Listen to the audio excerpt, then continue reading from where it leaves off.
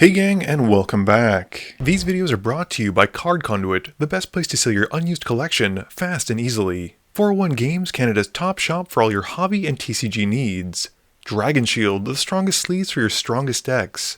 Moxfield, the easiest way to store and share your deck lists. And Foil Armor, flatten your foils fast. Amara wins the die roll and starts us off. She draws, playing out a command tower as her land for turn. Chloe plays a Blackcleave Cliffs and casts a Tarian Soulcleaver. Ben plays a Rumble Arena, scrying 1. Morgan just draws and plays an Exotic Orchard.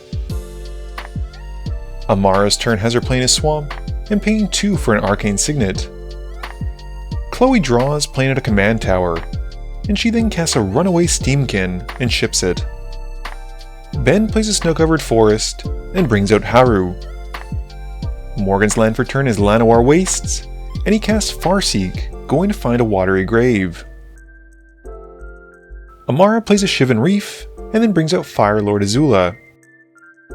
Chloe's land for turn is an untapped Blood Crypt, having her take 2, and she casts an Imperial Recruiter. She goes to find a Bloodghast to put to hand, and passes. Ben's land drop is an Urza Saga, and he puts a lore counter onto it before casting a Realm Walker. He chooses Ally as it comes in, and gets to Earthbend on the Urza Saga, and passes. Morgan drops a Polluted Delta, and then casts Sylvan Library, and passes. Amara's turn has her drawing and going straight to combat, swinging Azula at Chloe. She gets 2 mana off the Firebending, and uses it to cast Ancestor's Aid on Azula, and gets a copy of it. This is Amara getting 2 treasures, and pumping Azula to 8, which Chloe then takes. After that, she passes. Chloe draws and decides to draw some more with a Deadly Dispute, sacrificing her Imperial Recruiter as part of the cost. She then uses the treasure to help cast Gev, and passes. Ben draws, and in his main phase, takes up the Urza Saga. He then plays Hidden Grotto, before casting the Earth King.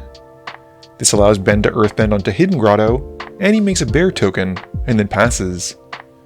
During the end step, Morgan cracks his Polluted Delta, finding a swamp before flashing in a Bitterbloom Bearer.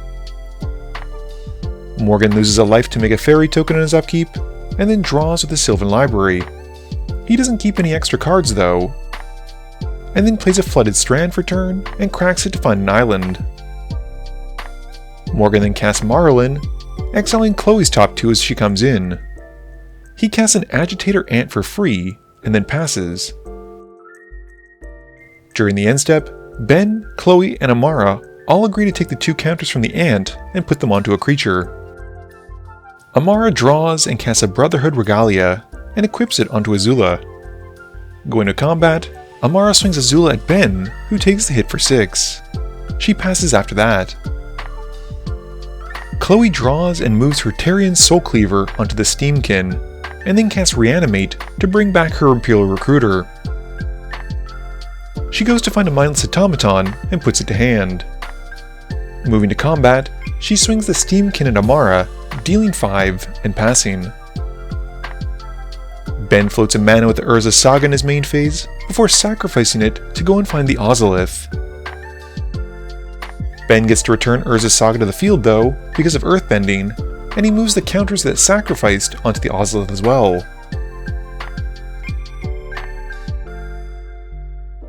He then plays an Urza's Cave. He continues by casting a Greypelt Hunter, and Earthbends onto the Urza Saga once more. Going to combat, Ben then moves the lore counters from the Ozolith onto the Urza Saga, which has it firing off again, and he goes to find a Skullclamp. And once more, because it was Earthbent, he gets to bring it back as well.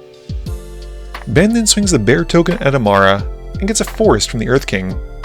In his second main phase, he clamps the Hidden Grotto, drawing 2, and it comes back thanks to Earthbending.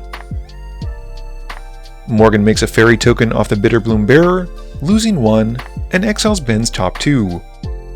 He then draws for turn, and plays a Flooded Grove, and then casts a Deathrite Shaman, exiling Amara's top 2 as it comes in. Morgan then continues by casting Ivy, and exiles the top 2 from Chloe. He hits fast forward and decides to cast it. Morgan then passes, and once more everyone takes counters from the Agitator Ant. Amara's got an island for turn, and swings Azula at Ben again. With the firebending mana, Amara casts Gifts Ungiven, and gets a copy of it. She starts by targeting Chloe with the first gifts, and Amara gets to put to hand Chandra's Ignition and Vivi's Persistence.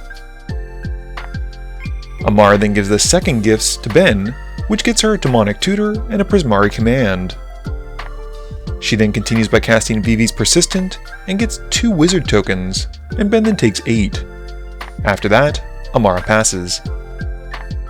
Chloe draws and swings out at Amara. Amara chumps the Steamkin and Gev, but still takes 1.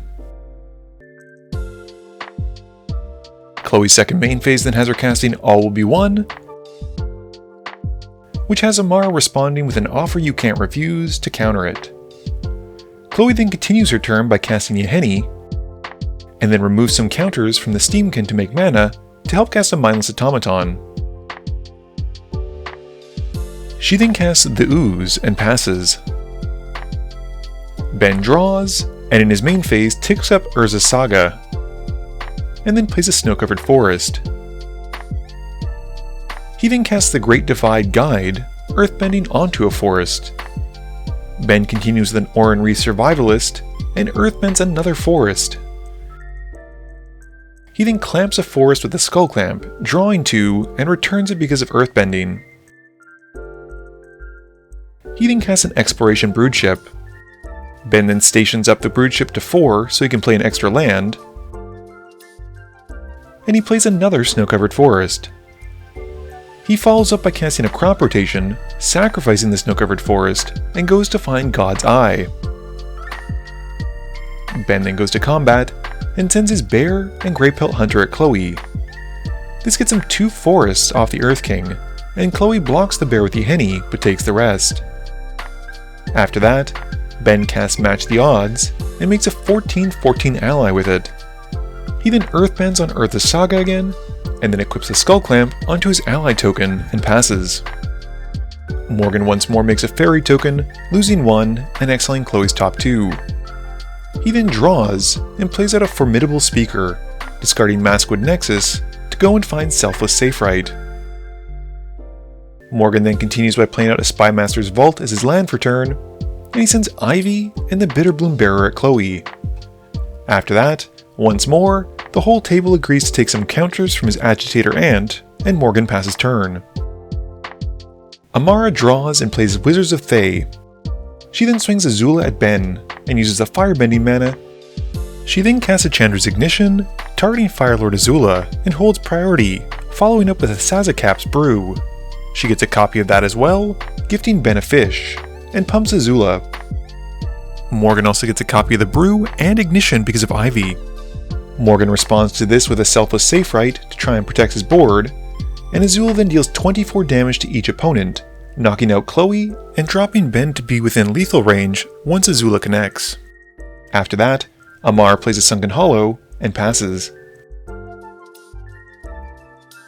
Morgan makes a fairy token, exiling Amara's top 2, and draws for turn.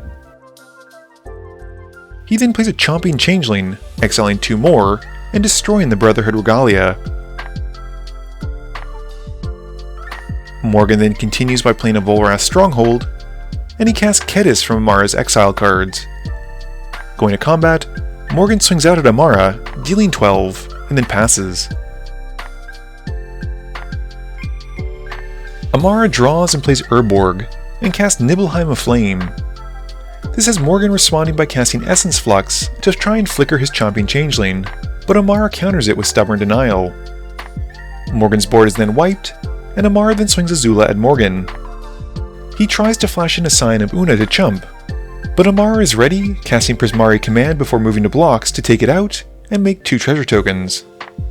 With no blockers left, Azula then deals lethal damage to Morgan, and Amara takes the win. Game review time. So, it has been heard loud and clear, or at least seen loud and clearly, that Teenage Mutant Ninja Turtles is not the way to go. This week will likely be the last of these commanders, and I hope to focus on more popular and interesting things for everyone's viewing. Other than that, Firelord Azula was definitely the strongest card this game since Amara was getting so many copies of spells. It was awesome, and Wizards of Fae was a new addition to the deck that I put in, and it seems like it does really great work, especially casting Chandra's Ignition at instant speed. This video wouldn't be possible without the help from my sponsors, but it definitely wouldn't be possible without the help from you, the viewers, and my patrons. So I just want to say thank you for watching, and to remember, friends are just opponents you haven't eliminated yet.